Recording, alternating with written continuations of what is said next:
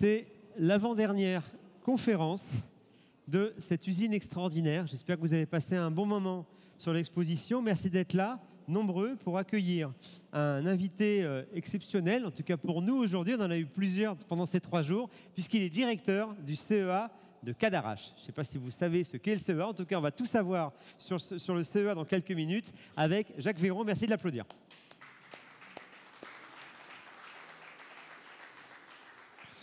Donc, Monsieur Véron, déjà présentez-vous et votre parcours. Et qu'est-ce qui fait qu'aujourd'hui vous êtes arrivé à ce poste?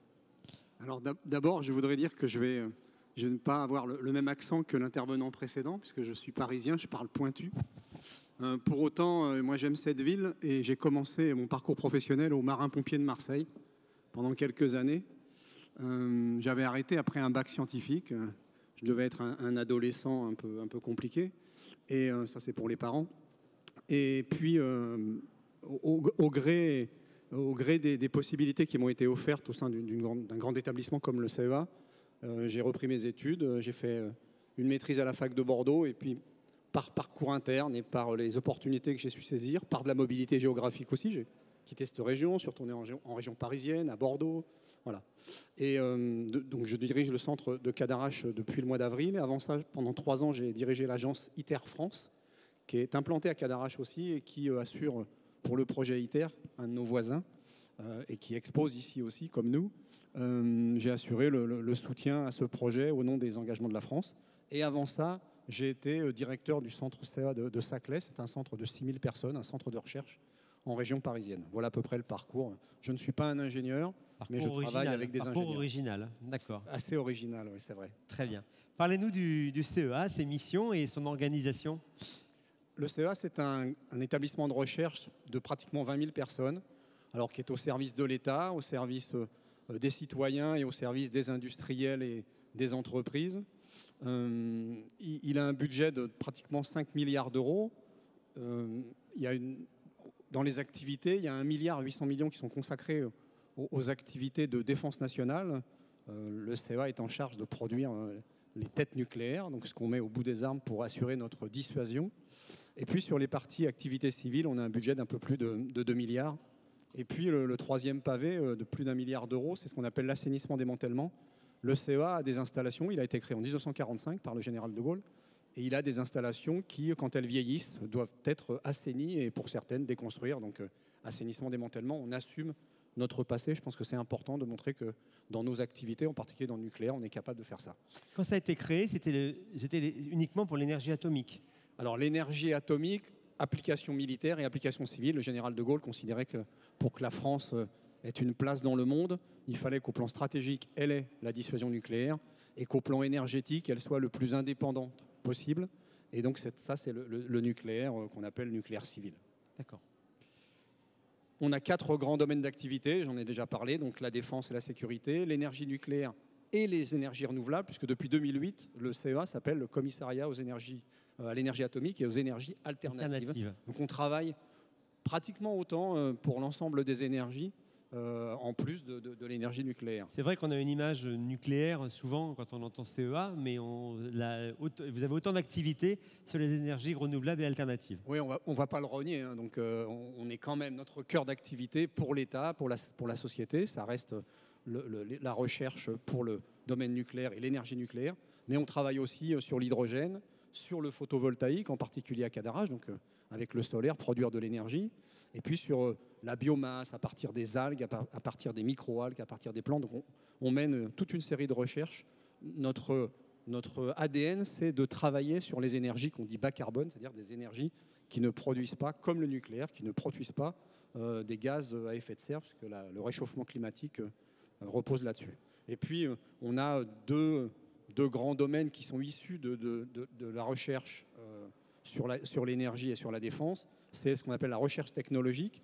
Ça, c'est toutes les recherches issues du travail qu'il faut faire pour produire de l'énergie. Il y a le cœur, mais il y a aussi tout ce qui tourne autour. Et pour ça, on travaille et on fait des recherches sur toute une série d'équipements, de détecteurs, de vannes, de tuyauteries. Et puis, on a ce qu'on appelle aussi de la recherche fondamentale, comme des établissements comme le CNRS en France. On fait de la recherche fondamentale pour faire progresser la connaissance et faire des innovations. On est également, donc le CEA est implanté sur 9 centres. On a 5 plateformes de transfert technologique. Le gouvernement nous a demandé de transférer nos résultats à l'industrie pour que l'économie de la France se développe. Et puis on est également au travers de la recherche, on est implanté au milieu des grands pôles universitaires, notamment Aix-Marseille Université, ce qu'on appelle l'AMU ici, et les grandes écoles, les différentes écoles d'ingénieurs de la région. Juste revenir en arrière, Cadarache, c'est quel par rapport aux autres centres aujourd'hui? Gros, petit, moyen? Non, c'est un gros centre. On dit d'ailleurs que c'est le plus grand centre de recherche européen sur les énergies bas carbone. Moi, je préfère que les autres le disent. C'est un très grand centre de recherche. Il y a 5000 personnes qui travaillent tous les jours à Cadarache.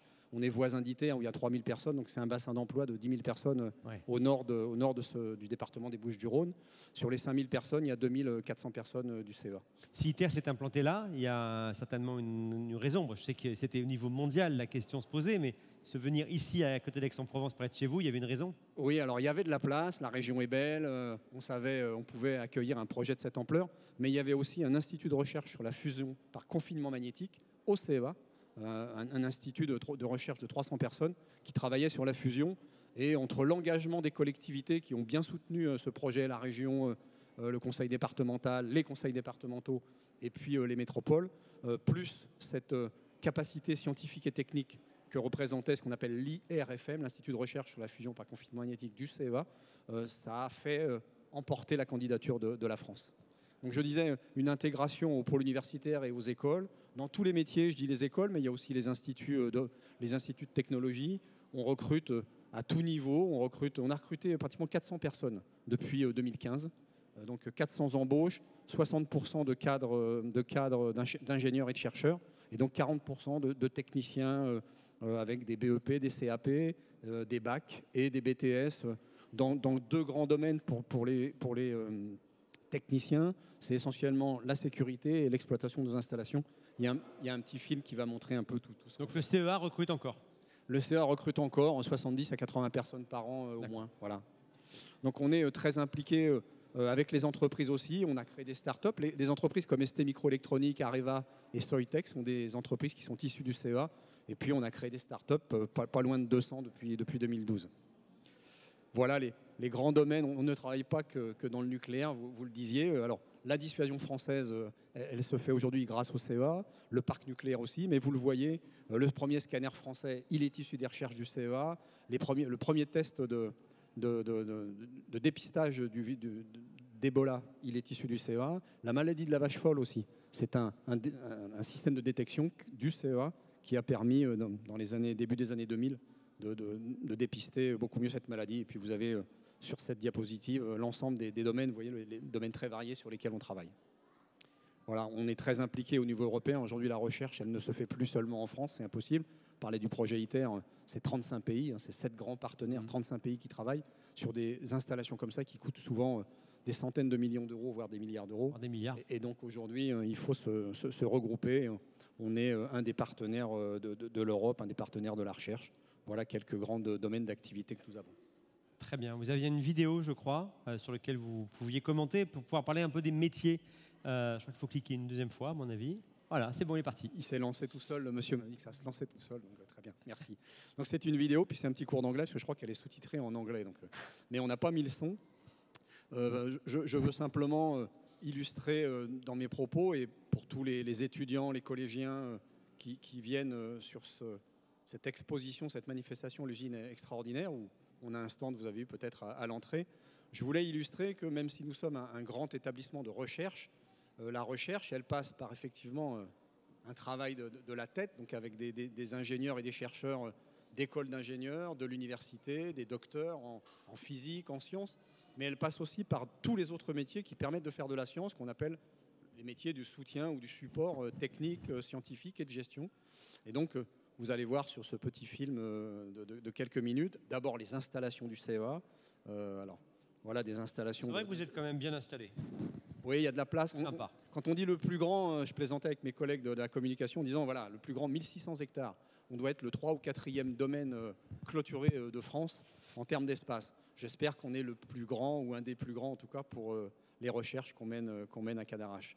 Vous voyez, l'exemple d'activité, alors donc de la télémanipulation, des métiers très manuels, mais qu'on apprend aujourd'hui, et ça c'est typiquement le stand que nous avons, on apprend à opérer au travers de simulations 3D.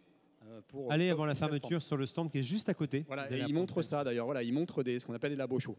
Là, vous voyez des installations qui ne sont pas nucléaires. Je vous parlais de la simulation 3D. Aujourd'hui, tous les niveaux de métier, toutes les préparations, toutes les recherches se font avec ce type d'instrument, y compris quand on est très manuel. Voilà, quand je parle du nucléaire, vous voyez qu'il y a de la tuyauterie, il y a des vannes. Alors, ce sont des vannes très compliquées, très coûteuses, très fiables. C'est très alimenté en détection, en système de mesure et de détection. Donc, à une époque, on recrutait 20 ou 30 DUT mesures physiques au CEA Cadarache par an. Voilà les grandes installations de recherche. Toujours les labos. Alors, quand on est dans la radioactivité, on se met à distance. Ça, c'est exactement ce que vous voyez sur le stand. Une installation de troposage de déchets. Vous voyez que nos salariés, ils ont de temps en temps des blouses blanches, on a des ingénieurs, on a des chercheurs. Ça, c'est le cœur d'un réacteur de recherche. Vous voyez le cœur du réacteur au fond de la piscine. Et puis, ce qu'on voulait montrer, c'est tous les métiers. Voilà, tous les métiers, tous les niveaux de métiers peuvent être exercés. Voilà. Alors, une jeune femme aussi. Hein, je n'oublie pas qu'on essaye de féminiser la proportion. C'est un vrai enjeu pour l'industrie aujourd'hui. Voilà, donc les métiers de l'industrie, ils se sont facilités. Il n'y a plus de questions de force, de difficultés que pourraient avoir les femmes sur ces métiers-là. Donc, on fait appel autant aux hommes qu'aux femmes dans nos recrutements. Le dernier, le fleuron, je dirais, de ce qu'on est en train de construire pour l'avenir, le réacteur Jules Horowitz, c'est un réacteur de recherche qui fera de la recherche sur les matériaux et qui produira, à partir de 2025, des radioéléments artificiels pour le diagnostic médical. Un radioélément qu'on appelle le technétium 99, et il produira pratiquement, quand on en aura besoin, la moitié des besoins européens pour faire du diagnostic de cancer. Voilà, vous avez une vue du centre, une vue de nos métiers, des gens en blouse blanche, des gens qui travaillent avec un peu plus avec leur tête qu'avec leurs mains et un peu avec leurs pieds. Mais ces métiers aussi manuels de l'industrie, je dirais un peu historique, qu'on a complété avec les technologies d'aujourd'hui, notamment les technologies 3D, la visualisation, la réalité augmentée. Mais vous voyez, je vous disais, les métiers manuels. Alors ça, c'est un tokamak. Voilà. ITER ressemblera à ça en 10 fois plus grand. Voilà, ça, c'est ITER, mais en beaucoup plus petit. Il y a un petit ITER. Il est déjà construit, celui-là. Il date des années 80. Il est au CEA. Je vous parlais de l'IRFM. Voilà, vous voyez, la petite pancarte, Institut de recherche sur la fusion magnétique. ITER, c'est ça en 10 fois plus grand et en 10 fois plus puissant. Voilà. ITER est au fond, voilà, l'ensemble du site. Ça, c'est l'Institut de recherche fusion. Puis au fond, vous aviez... Au fond, il y avait les grues avec ITER. Ce sont nous, voilà. Voilà ce que je pouvais dire sur les métiers. Est-ce qu'on peut visiter? Est-ce qu'il y a des moments où on peut venir visiter? On organise des journées famille et amis, à peu près tous les 2 ou 3 ans. On a fêté nos 60 ans cette année. On en a profité pour faire une journée famille-amis qui a rassemblé pratiquement 4000 personnes qui sont venues visiter le site. Donc il faut être invité, parce qu'on a des contrôles de sécurité, de sûreté qui sont renforcés. Mais avec les écoles peut-être? Mais voilà, on a beaucoup de partenariats avec les écoles, peut-être plusieurs milliers de visites par an. Il y a Sandrine qui est là, qui a peut-être le chiffre. Le chiffre de visites scolaires par année. Les écoles, les visites scolaires par année, 6 000 3 000 élèves qui viennent visiter. D'accord. Voilà.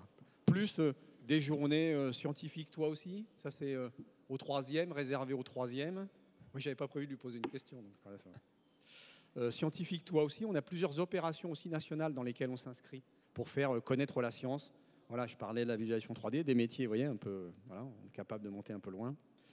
Voilà, et vous avez, c'est essentiellement des Français, ou vous avez des internationaux qui travaillent? Non, on a à peu près 200 ou 300 personnels qui sont des chercheurs essentiellement qui viennent de l'étranger. Voilà.